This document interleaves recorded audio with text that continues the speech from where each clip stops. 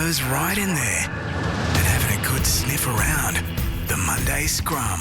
G'day everybody, welcome to the Monday Scrum. My name is Anthony Maroon. We've got plenty of things to talk about today with these blokes who are experts in the field of rugby league. Former NRL coach and now member of the Triple M NRL team, Jason Demetriou. JD, welcome to you. Thanks, Maroon. Good to be back, mate. Looking forward to getting into this. You're fitting in right here. You're fitting right in here. And I'm just wondering, when you look at the weekend that Andrew Webster, the NRL coach, has had, or the weekend that Kevy Walters had, I wonder if you're thinking, maybe I'm better off here at Triple M with all the backstabbers and whingers. Oh, it's certainly better to join them than to be on the outside, that's for sure. And Jammer, we know that you'll be ready to skite about your doggies. What a purple patch they are in. Yeah, absolutely flying at the moment. Looking finals bound for the first time in a long time. So lots to be excited about at the Bulldogs. And Wado, your Sharkies had a win over the weekend too over the Bunnies. Can I say with respect, as a rugby league fan, I wasn't overly impressed with them. No, I agree with you, to be honest. The game didn't reach any great heights. I think, the Sharkies made way too many errors. Just made it easy, a little bit too easy on South Sydney, but then the lack of discipline at South sort of allowed us to stay in the game. And then eventually we had too much and found the win. But I'm always a half full glass kind of guy, and I think sometimes you need those scrappy wins to sort of click you back into gear. And listen, a result is everything for Cronulla at the moment, that they haven't been putting too many together. So onwards and upwards, mate. And any news on Trindle? Of the Hemi, it's a little strain. It's not serious. I don't think it's serious. No, I think it was more precautionary. They pulled him off, but still not ideal. Like to come off with even Hemi tightness. Yeah. You know what that's like, Jammer. So you probably have to be monitored this week at training. I dare say if there's anything even lingering around with the run in the back end of the season, might better to be safe than sorry this time of the year. Boys, I think we'll start here with the Bulldogs, and I think anybody who has been around rugby league their whole life and been around Sydney for most of their life, the sight of seeing Belmore Sports Ground chock-a-block full again, and the Doggies having a win and the Doggies being on a roll, it just instantly takes you back to a different time. But the Bulldogs at the start of the year, they were probably, and Jammer, you're probably best to open this one up. Fans were probably thinking, well, can we make the top 8? And now they're going, wow, how far can this Bulldogs side go? Yeah, look, take your mind back to the beginning of the season. Big turnover in players. And I think it would be fair to say there was some people looking at it very skeptical about the type of player and how similar a lot of those players were, and just how this was all going to work. There was plenty of, areas that successful teams usually have that the Bulldogs didn't seem to have. One of those being that big alpha male front rower, middle forward that dominates, that the rest of the team get off the back of. And, they spoke internally about, well, we're just going to outwork other teams and do things together. And while that sounds great in a pre-season interview in January or early February, it's very different to implement that every week. And even at the start of the season, they lost to Parramatta and lost to Cronulla, and there were signs there that they were going okay, but still didn't get results. And yeah, it's a huge compliment and congratulations to all the staff there and the players that have bought into this system and this work ethic and this culture that Cam Serraldo and Gus have brought to the club, and it's paying dividends at the moment. But I think, internally you have belief, but then you've got to build on that belief, and that will get tested at different times. From a fan's point of view, they're in dreamland at the moment. Not many Bulldogs fans would have thought we would have reached these heights so far this season. They were great scenes yesterday. The streets of Belmore, the smoke going up, the cars stopping. It was awesome to see, and they're a passionate supporter base, and unfortunately, it's been a few lean years for them. So, boy, like the boys keep winning on the way in, and they manage to get a semi-final at Accor Stadium. It'll be massive. Yeah, it's one of those things, isn't it? You have your ideas of what you want to achieve, and you want to bring the fan base along with you, but They are riding high with that Bulldogs team at the moment, aren't they? And the energy that must give the players. Like when the final whistle went, the noise around Belmore. I mean, I grew up going to Belmore and Cogra. There was their two grounds that we were always spending time at, and all my mates are Doggy supporters or Dragon supporters. So they've had a great weekend, both clubs. But, geez, the Bulldogs, when they're on, their supporters, they're so vocal, so passionate. The scenes in the streets it was like they won the comp, but maybe they're building towards that. I felt they were better against the Broncos than they were on the weekend, but Canberra play a different style of game and they can frustrate you into playing that style of game. And I thought Canterbury held their nerve really well and got the job done. And Stephen Crichton, I mean, we see that he is quite easily the buy of the year in the NRL. So, I mean, this is a side that has recruited well at the top end with blokes like Crichton and Kickow, but they've bought the right players to mix in with these guys. But let me start with you, Wado, the impact of Stephen Crichton on this side. Yeah, well, I think there's no doubt in the preseason when Cam Serrato named his captain, there was a few eyebrows that might have been raised just because we haven't probably seen him in that leadership position before with all the great experience he had in that Penrith team. But, in my opinion now, he probably doesn't even need to play another minute this year, and he's going to get Dally M Centre of the Year, probably get Dally M Captain of the Year, and it's just easy and it's visible to see the influence and effect he has on that group with the way he plays. If he doesn't play that game on the weekend, that they don't win. And from all reports, Jam is probably on the inside more than me, but he's just an ultimate professional. He has a presence about him. He attacks his preparation in a way that there's no doubt in his mind heading towards the weekend that he couldn't have done anything more to give himself the best opportunity to play football. And I think when you do that yourself and you're a leader, you can hold other people accountable and not just hold them accountable, but it almost takes that pressure away from you because they see you doing it. They see you apply yourself so much. They feel an obligation that they need to meet your standard, and that's what he's doing. He's practicing what he preaches, and he's taking that team on a ride with him. Yeah, Wade, you're absolutely correct. I beg to differ on they couldn't have won without him, though, because they went up to Brisbane last week and won without him, but I think he still influenced the team in a positive way with everything that he brings to an organisation. He did score 2 tries in a try assist yesterday. Well, he did, yes. Okay. I'll give you that. His second try set the game up, really. Yeah. He comes off his right centre into the middle of the field to the left-hand side of the post and gets on a kick chase and out jumps a fullback and sets a try up there. Like, it's just brilliant individual footy, but just sums them up at the moment. They're just playing some outstanding footy, aren't they? And you go through their team as well, which is I've found really interesting. It's not just the players that they've brought in, but the players they've brought through. I think that's what Cameron Samaraldo and Gus have done a great job at, is that culture, those guys that have come through their system. Jacob Carraz now arguably one of the best outside backs in the game. Blake Wilson didn't play on the weekends, been outstanding for him. Then you go into guys like Jacob Preston, Bailey Haywood, Hopoi, who's there. Curtis Moran's been outstanding for him. Then you're into Harry Hayes, Skelton, who played last week. These guys have all come through in the Bulldogs system, and the Bulldogs pathways have been pretty successful over the last couple of years, and you're starting to see that at NRL level now. Hey, boys, the Broncos have now lost 8 of their last 9, and over the weekend we saw them lead the game 18-10 at half-time, and then the Titans come out and score 36 points to nil in the second half, and I think they scored 7 tries but weren't good with the goal kicking, so that is a genuine capitulation. We knew the Broncos were riding rough, but I don't know what's gone wrong there. But, JD, what does shit me, and I think you could relate to, is that why is it straight away we've got to go for the coach when the coach was 3 minutes away from being a premiership coach last year? Do you have sympathy for Kevy Walters? I do, but I think, I've heard it over the weekend a fair bit. It's, it's the third time in 4 years where they haven't made finals. So that probably is adding up a little bit. I think it was the year before last when they were top 4 coming out of Origin and then lost 8 in a row or something, or won 1 from their last 8 and missed the finals completely. So there has been periods over the last couple of years where they have found that. But again, I've brought it back many times. I felt like they went into the Origin period and they were doing okay.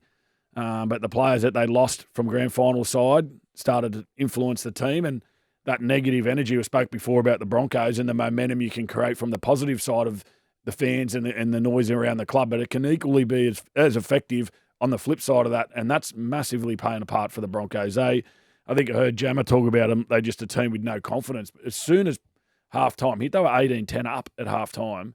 Payne Haas, Ezra Mann gone for the rest of the game. It was visible like they were like, we're gone.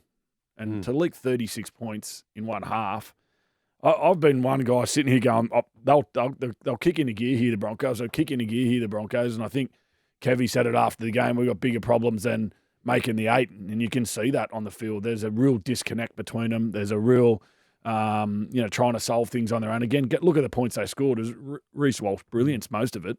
So, yeah, it's ugly watching for the back end of the year for the Broncos. You're right, JD. I think most people have watched this season and just keep waiting for it to click and literally for the switch to flick. But it doesn't work like that. You've got to build into these performances and build into your year. What's actually going wrong there? There's a multitude of issues. It appears it's certainly not a talent issue. No, it's certainly not a roster issue. I think. Take the game in isolation on the weekend. Look, losing Payne Haas so early like they did, losing Ezra Mann, that's not going to help, but their confidence is so low. And when, was it Keanu Keeney that got sent to the sin bin? They take the 2. They didn't score any other points while he was off. And you could just see as soon as the Gold Coast got a try, you could see them almost just sink. And mentally, they just look worried, they look nervous, and they look out of confidence, and they do look like they're relying on the big plays to get them out of this hole, and it's not going to come from that. Even in some of the games that we've watched, the Dragons, they get off to a lead. What do? They do big plays to get back in. The Dogs last week, what got them into the game at halftime? It was these big individual plays. Similarly on the weekend, big individual plays. So there's some issues there. And naturally, Maroon, it does put the spotlight on the coach. And you said at the start of the show about JD and working here versus being the coach, but there's people that are attracted to that pressure. You're naive to think that it's not going to come. It's coming, but Kev can negotiate his way out of this. But it's just going to have some damn hard work. It's going to be a huge off season at the Broncos. I think the manner of the 2 losses back to back is what's really put the focus on Kevy, unfortunately. And look, there's no doubt he's had his challenges in terms of availability and origin, but to concede 77 points in 2 games back to back, for a team that's fighting to make the 8, it's that you can't help but know that those questions are going to come. It's going to be an interesting time at finals time because there'll be no Broncos, quite probably now no Dolphins, obviously no Titans, so no team representing Southeast Queensland, which is interesting. But we'll have a look at the Broncos in the off-season and see how they go. Right now it's time for this. Now, the WTF moment. Yes, the WTF moment for me, boys, is Thursday night we saw a score of 48-30. Then Friday, the late game, we saw the Roosters score 40 points and nearly lose. And then we saw the Titans score 36 points in the second half. We are seeing these massive scores, Wado, where the winning team is obviously on a massive score, but so is the losing team. Yeah, I think it's not ideal for the teams heading into the back end of the year, particularly those who are playing in the finals and getting their game ready to hold up in a semi-final-like environment. First and foremost at this time of year, the number one, you're right there, mate.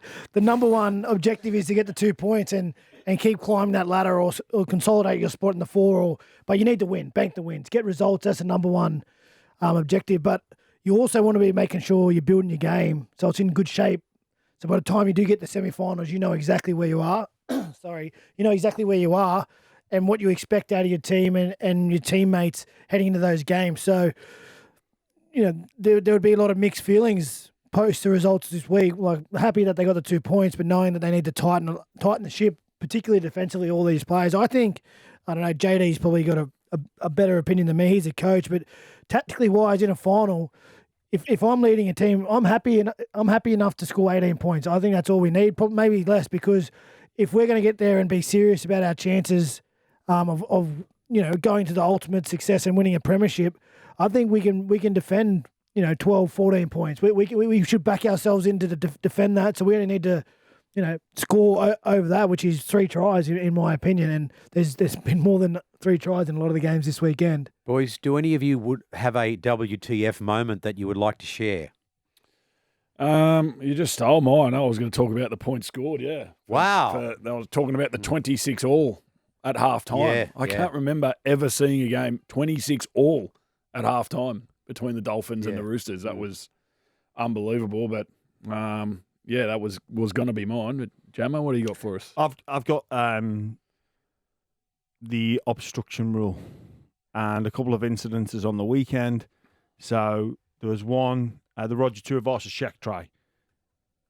For me, Capewell goes on an outline, interferes with Brown.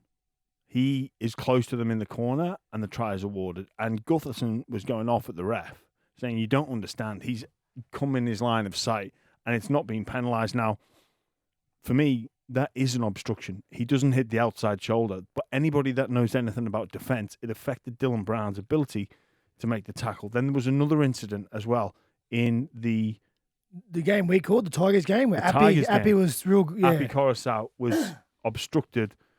But again, he didn't. Unfortunately, the honesty of the players by standing up and not falling down has cost them. And I don't want to see coaches tell their players to fall over. But unfortunately, if you don't penalise it, that's what they're going to do. And there was 2 big incidences on the weekend, and it's not cost the team 2 points, so it's not being magnified. But just because the decision didn't impact the result doesn't mean that we don't need to look at it and scrutinise it, because they were, in my opinion, they were the wrong calls. They were obstructions, but they weren't ruled obstructions. You would have loved the ruling up on the Gold Coast. There was one where Jojo Fafita got up and batted it back. Yeah. And then Corey Oates, but he beat Dean Mariner, who was on the inside of Corey Oates. So Corey Oates was not in the play at all, and yet it's called back from obstruction. Like when we need to, we need on the Saturday scrum, and Buzz was saying that they're going to look at all the bunker rulings, all the adjudications in the off season, and try and find a way to get more consistency in that area. Have the same people in the box for more of the time. I've been saying that's what they're going to try. Why not the bunker man? That's what they're going to see. You see how much influence you can have, JD? The bunker man, bring him in. So I need a job. Let's go. Bunker man. Here we go. There we go. There'll be more pressure than head coach. Can we put that on the public social so I can share it? JD's put his hand up to be the bunker man. A WTF moment from you, Wado? I was only late call-up, so I didn't really do any research. But I'll go the Olympics, the golf. Scheffler was nowhere in the third round. He was probably like 4 or 5 shots back. Rahm was in front on the back 9 holes ago, and he collapsed. And then Scheffler's like in vein of Tiger Woods at the moment. He just wins when he gets going. So I was sort of like excited to stay up and watch. But then as soon as he started going on his run, I just went to sleep. I thought you were going to say WTF, that golf's actually in the Olympics. Well, to be honest, there's a few sports that are question marks. Break dancing, skateboarding. Well, even tennis, you just had Wimbledon a couple of weeks ago. Like the 3-on-3 basketball, you've got basketball in the event already. So now we've got a breakaway. I've been reading that and the stats, and I'm like, what is that? I still don't know what it is. 3-on-3 basketball. Yeah. The worst thing, I thought it was just a G up. On 3-on-3, they introduced them individually. It's like, no, you're a team sport. I have got another WTF though. I don't know if you've watched it, but it was in the pole vaulting. Yeah. And the French fella, I don't know his name, but he was clearly really excited for the event, and unfortunately got over the bar, and the excitement from the event actually caused him some drama. Yeah. Oh, and he's old fella. His tools got stuck on the top of the bar and pulled the bar down. It cost him a medal. Yeah. Did it? It Amazing. did. Oh, he was tucking it under, wouldn't you? Surely. Yeah. Fine margins. Chop it off. He was not slipstream on the way down. Mate. It actually hovered on there. Just a bit of it held him there for a bit. It's like a Seinfeld episode, isn't it? He might get an OnlyFans job after this. Oh, mate. He's definitely getting some employment out of it. All right. The Roosters. Well, we talked about that game where They played the Dolphins, and it was just a try. You know, there was so many tries in that game. I feel like the turning point was, though, when maybe the Dolphins were on the way back when Josh Kerr muddled up that play the ball, if you can specifically remember what I'm talking about, and then the Roosters scored immediately after that. But the Roosters moving forward, JD, let me ask you as a coach, are they lacking something? Oh, I think Trent Robinson spoke about it after the game. They're probably lacking some consistency in and around their defence and their attitude to their defence. I think watching the game, it looked like they felt like they could score and take control of the game any period of the game they could. Every time the Dolphins come back, they just put on some more points. So I think that'll be a focus for them through the week, no doubt. But, you know, the game has slightly changed over the last 18 months in terms of the amount of points were scored. I was just looking at it then, if you go back to Wade was speaking about it before, in terms of finals, being happy to score 18 points. The two prelim finals last year, 38-4, Penrith beat Melbourne, 42-12. Broncos beat the Warriors, and in the grand final, it was 26-24. Yeah. You know, so maybe there's something in that, but I just feel like they're just waiting to go up at another level, the Roosters, and they've got it in them. But the last 2 weeks, I think they led Manly comfortably and nearly got run down in that game as well. So there'll be a big defence focus for them. I think more, if you're asking me what's missing, it's probably just that killer attitude to put teams away and be a bit more ruthless at the back end of the year. Yeah, you're right, JD. First off, what about Sam Walker? I know we're going to talk about defence, but those individual tries, like literally nothing doing. Like nothing, nowhere. If you're in the video review, you'd pause it and you'd say, what happens next? Well, you just think he gets tackled. He doesn't. He does a 360, chips for himself and scores a try. It was fantastic to watch. Just defensively, there are some issues there for the Roosters. I think Toff Sipley last week in at dummy half, barge over. Robinson would have been filthy at that. Yes, there was 3 intercepts as well. But that barge over try from dummy half would have been spoken about. And then this week, Max Plath does exactly the same. So that will be, be a frustration for the staff there that they allowed 2 barge over tries 2 weeks in a row. I think there's still, there's no doubt they need to tighten up the defence. That's obvious heading into the back end of the year, but they're still going to be a dangerous team come the finals, just because the cream is going to rise to the top. They've got that big game experience, and they also have the emotional connection to all those guys leaving, right? Yeah, Jared, who's probably the most respected of his peers in that whole group over the last decade, he's moving on. Manu's had so much influence. Kiri, who's had so much influence. Even some like Swali, he's only young, but he would want to make the most out of his last opportunity for quite some time. So the NRL season can be a grind, and you need different levers to pull throughout the year to keep you on track. Not just physically, but mentally and emotionally. And I just think at the back end of the year, if they can tighten up the defence and Robbo can sort of channel that emotional energy into the goodbye as well, everyone's going to aim up, and they're going to be a tough team to deal with at the back end of the year.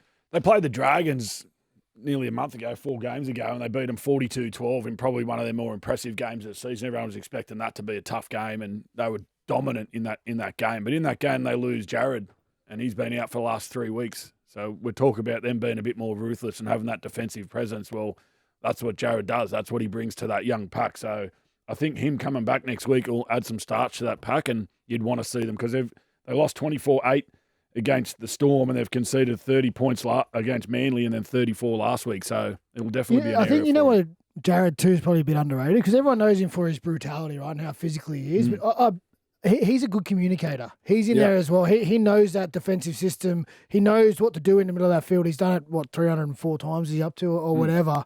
But, it's not just the physical presence he has. It's that leadership communication presence as well. And, we talk about starch and tightening up our middle. He's one guy you can rely on to bring some of that back. Yeah, 100%.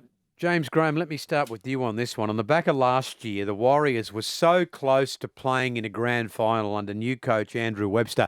And this is a club that has sold out every home game. So 25,000 people turn up at Go Media Stadium, and then they dish out what they did over the weekend, being beaten by the lowly Parramatta Eels. What is going on?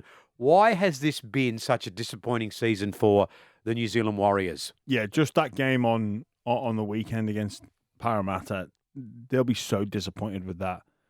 Like, they were clinging on to their finals hopes, and had they have won that game, that would have moved them onto 9 wins and right in the mixer, and almost on a bit of a trajectory of like, we can go and attack this run in, and they have a bye in round 27, so it would have been nice and fresh had they have made the finals. But it was really disappointing from a Warriors point of view. They lacked the desperation of season on the line. They were at home, packed house against the Parramatta team that had every reason to give in. Like, it's been an awful week for Parramatta. You know, without Mitch Moses, without a number of stars, and they didn't seem up for it. They lacked that desperation, that bit of killer, that bit of edge that says we're coming after this game, because that was the game that they should have won. In terms of their season, I think they've lost 5 or 6 games by a converted try or less, which hurts. You can think of 4 games that spring to mind. The Melbourne Storm, where Coates got that try. The Dogs game that went to Golden Point. The Canberra game, which they outscored their opposition in terms of tries scored. And then the Gold Coast Titans, which they led at home, I think, 12 or 14-0. They're 4 games that spring to mind. You win those 4 and you're in the mixer. But for me, I think it looks from the outside looking in, it looks like a team that just thought this year was going to happen. And I wonder, moving forward, JD, they're not going to make the 8 this year. And, you know, they're going to be minus a couple of these players, I would suggest, next year. Certainly Adam Fanua-Blake. I don't know about Sean Johnson. So you take a couple of big names out of that side. And, have they closed what was maybe a little bit of a window? No, not necessarily. I think, I know they lose Adden, but I think they bring somebody who will offer as much, in terms of what he actually does on the field, but he'll offer a lot more in terms of what he brings to the club and the organisation in James Fisher-Harris. I think he'll be a phenomenal signing for him. Tohu Harris has missed a lot of footy this year, and he for me, he's their leader, and he's just on the wrong side of his end of his career now, isn't he? And he's starting to slow down. His body's breaking down, but so to bring Fisher-Harris in, I think will bring some enjoyment. But even on the weekend, they don't look like scoring points unless Sean Johnson can do something. And that's been their issue. Sean Johnson hasn't played a lot of footy, and even though the young halves do a decent job, but they struggle to execute the footy the way he does. So, they've still got, for me, they've been probably one of the more disappointing sides. I'll look at that game on the weekend and the last few weeks. Their season's on the line. It's a sellout crowd in New Zealand. We've talked about it for the last few years about how tough it's been on COVID and having to move away from New Zealand. Well, they're in New Zealand now. They got a full house every week, and they just look like they lack hunger. Yeah. That's what it looks like to me, like they lack hunger to go after it and be successful. So I know that we talked a lot about the Broncos and their following. Is there something in that in terms of the publicity or what's the positivity they're getting in New Zealand? I don't know. But, yeah, I think they're probably a bit lucky they're outside of Sydney and they're away over the ditch and they've probably been left alone a little bit. But you compare the position the Broncos are in to them and the amount of pressure that's been applied to the Broncos over the last 6 weeks, it's chalk and cheese what the Warriors have been under. Wado, can I interrupt you and ask you, what have you made of the return of RTS? I wasn't talking, so but you were about to start. You're about to start. Listen, you were drawing. Listen, I think, I've got to give Andrew Webster and his staff credit. They went, Chance is our fullback. RTS is going to be a centre winger. We're going to make this work. We're going to stick with this. And they did stick with their guns. And, sometimes when you make a decision, you need to follow through with it. So, just to back yourself in a sense. But there's no shame also at the end of the season looking back and reviewing and go, okay, maybe it is time to tinker with it because RTS is such a unique player. He can do things that not many people can, and maybe he is a little bit wasted out there in the centres or fullback. On the wing, and can go back to fullback, and maybe Chance can transition to the centre or the wing and still have the same input to the team as those tough yardage carries, his work rate out of the backfield. So I think everything will be under review. I don't mind them sticking with what they thought was best to start with because it shows belief in in their methods. But yeah, there's no shame in reviewing it and going, well, maybe we got that one wrong and we need to change it. And I think it's all going to be a big learning curve this year for Andrew Webster, because I've watched that Warriors team throughout the year, and sometimes I scratch my head over what I think is going wrong over there too. Like, it's always seems to be another thing. Is it disharmony in the playing group? Is it because of injuries? Is it second year hangover of the success they had the year before? Are they not? Have they got a little bit complacent? Is it the support and the distractions that come with all that support? It seems to be a few things in the mix over there, but I got to agree. I thought the Warriors would probably be able to handle the second year after what they were able to do last year, and I thought they'd probably improve. And they for me have been really disappointing, and that they would be the most disappointed. I think there'd be a few players in that team looking at this season and like a bit glassy-eyed, going, "Where did that go? Like, where's this season's gone? It's a write-off now. How do we sort of let that happen?" And there's no worse feeling as a player. I certainly had a couple of years like that where you get towards the back end and you look back and just go, well, just 12 months basically, just not wasted, but just 12 months gone that we can never get back. And now we've got to get back to preseason and hit the starting blocks again. I want to finish here with the Dogs. I beg your pardon, not the Dogs. This does involve the Dogs, but the Dragons. So we all sort of thought, well, if the Dragons could beat Melbourne, that's really going to put them right back into contention to make the finals. But nobody thought that. No, nobody thought they could win the game. No one's thought it for 20-odd years. Yeah. But, well, they haven't won effort. down there since 99. Yeah. So now let me just quickly go through the 8 before I come to their run home. Storm 36, Penrith 34, Roosters and Sharks 30, Dogs, Cowboys 28, Manly with that draw they had with the Warriors 27, and the Dragons are now on 26. So let's talk about the Dragons, and they've just put this finals race on their head, because I'm going to tell you about their run home. And I think I've got this right with a quick look. They've got the Dogs at Cogra, Titans at Wollongong, so that's 2 home games.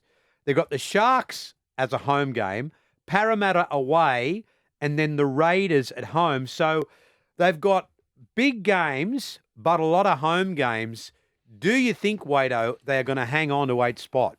Well, they're in for the fight, as we saw from the result on the weekend. That was a brilliant effort to go down to Melbourne. Not many teams go down there at all and win.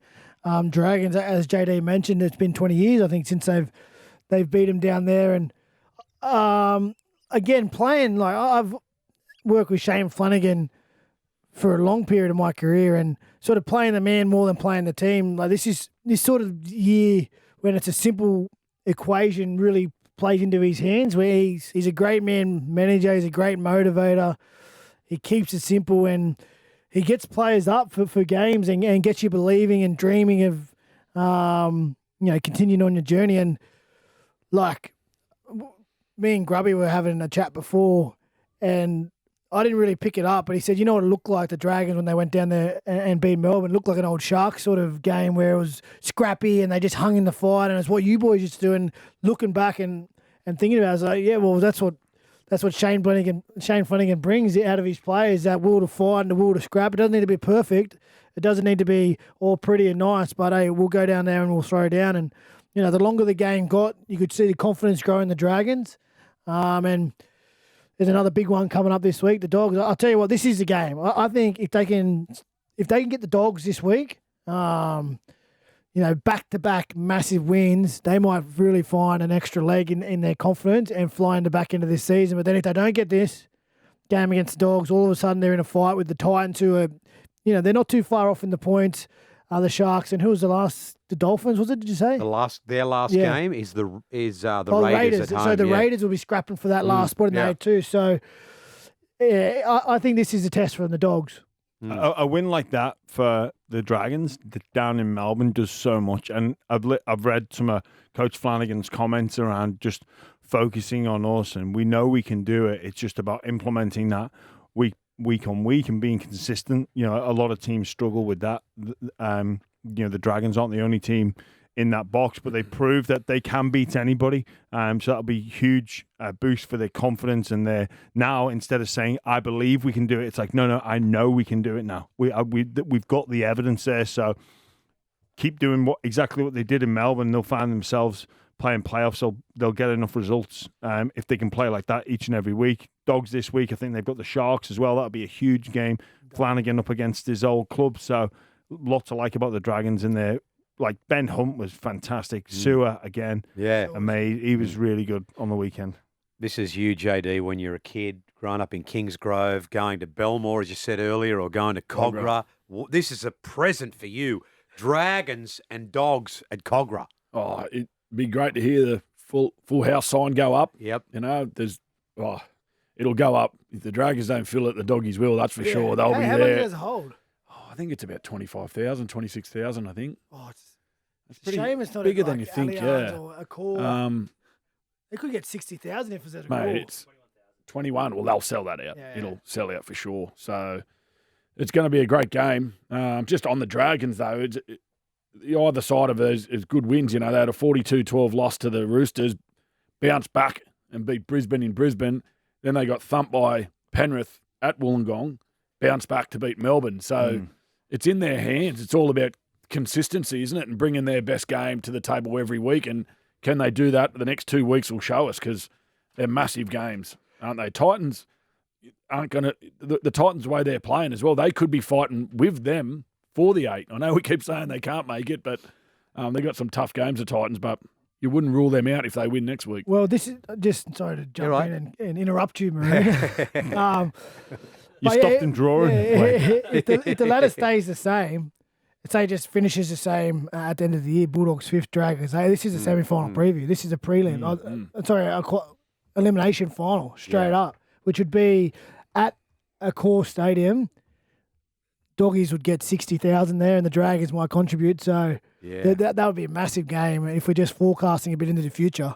Now, in closing here, boys, it's the running sheet says Reedy and Adam are on Olympic duty. I'm not sure who Adam is, but no, I'm kidding. I'm kidding. I'm just filling in for the great man. So Reedy and Adam are still on Olympic duty. Just before we go, though, JD, have you had phone calls this week from either the Knights, the Warriors, the Broncos, or again we ask about the Tigers? Yeah, all the above, mate. It hasn't stopped ringing. Right. We're not done. We've got Reedy's mail. Oh, Reedy's mail, yeah. Oh. Yeah, we've got Reedy's mail.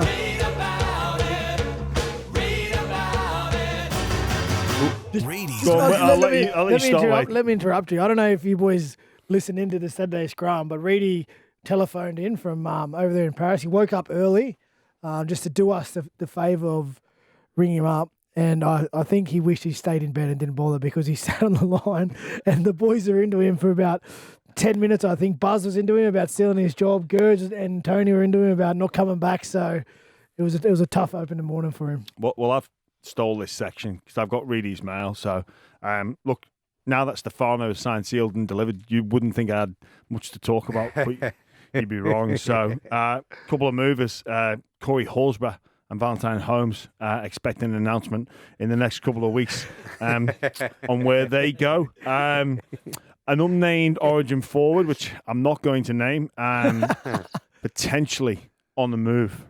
So keep your eyes peeled. Are you going to give us a club or? No, look, I can't do that way, but expect to see some developments in the next couple of months about a player potentially on the move. The Brisbane Broncos assistants jobs. Plenty of people putting their hand up for that. Expect an announcement by the end of the month. Vegas, 2026. Front runners, I'm hearing the Dogs and surprisingly the Dolphins. But don't be surprised. Here's a bit of a smoky for you. NRL to approach Brisbane to go back. So that's Brisbane. That's Vegas 2026. Not next year. Don't be confused with next year. That's for the following year. So plenty to keep an eye on with all of that. And that's all we've got time for from Reedy's mail. That is so good. Thank you, James. See you next week. That was so good. Gold, mate. That was beautiful. That's gold.